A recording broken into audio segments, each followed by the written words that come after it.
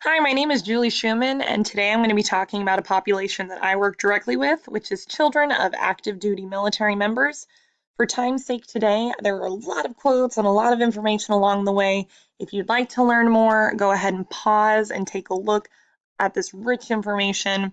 For time's sake, I'm just going to give a little bit of a highlight of working with this population. I work on Fort Riley, Kansas at an elementary school called Morris Hill. I am a second grade teacher. We work directly with children of active duty military members. Fort Riley in general is a very young, low ranking base. We're talking about young soldiers who are warfighting, who are moving every 2 to 3 years, who are deploying.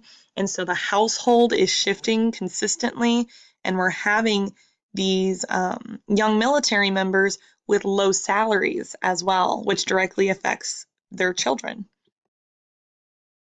There are some major misconceptions in the military child, that they're rule-bound and militant, that they're well-tempered, with the resources that they need at all times to make sure that their mental health is in check, that they're financially secure because they are children of working government military members.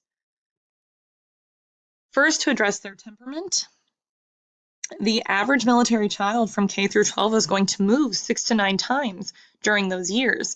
And so the constant moving and changing of their environment, of the people around them, the way that affects their relationships being formed, that can significantly affect the way that they are tied to their area, to their schools, how involved they get, what their friendships look like and their relationships look like in general, their sense of security.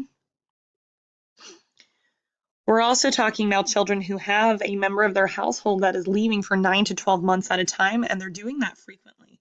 They may deploy for 12 months and be back for 12 months. They may deploy for 12 months, be back for 24 months if they're fortunate, but as they're early in their career, which they are at on Fort Riley, they're deploying frequently and they're moving frequently. They're going to trainings, they're leaving for months at a time and then coming back, and so the household is shifting constantly.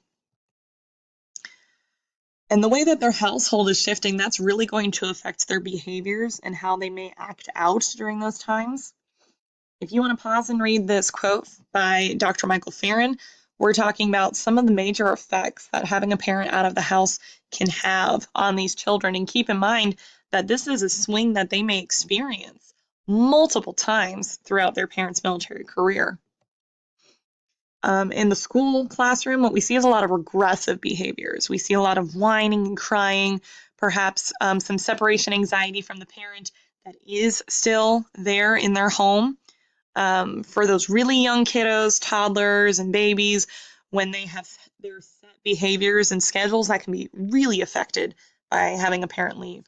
We'll see their sleep schedule changing, frequent bathroom accidents at times when that normally does not occur.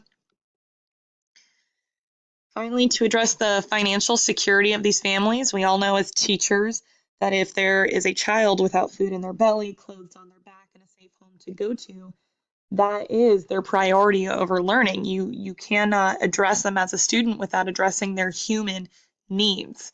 And so being able to be financially secure and provide that for a child is huge for their performance in a classroom. Unfortunately, because we have such young, low-ranking soldiers, the population here on Fort Riley has a salary that is 18% lower than the rest of the state. Over half of our school qualifies for free or reduced lunch, and 1 in every 10 children within our building is provided with their own school purchased supplies. And though it may be daunting to talk about some of the challenges that the military child faces, especially during times of deployment and great moving, overall, the military child is resilient, they have grit, they're very tolerant, open-minded to all walks of life, and they bring in a lot of life experience into an elementary classroom. They speak multiple languages oftentimes. They've met people of all backgrounds, lived in different countries. If you would like to get to know more about the military child and their families, Kansas State University has a great documentary program, and one of their documentaries is titled A Walk in My Shoes Military Life, which is on YouTube for free that you're welcome to explore. Also, you can explore some of these resources to learn more about the military family lifestyle.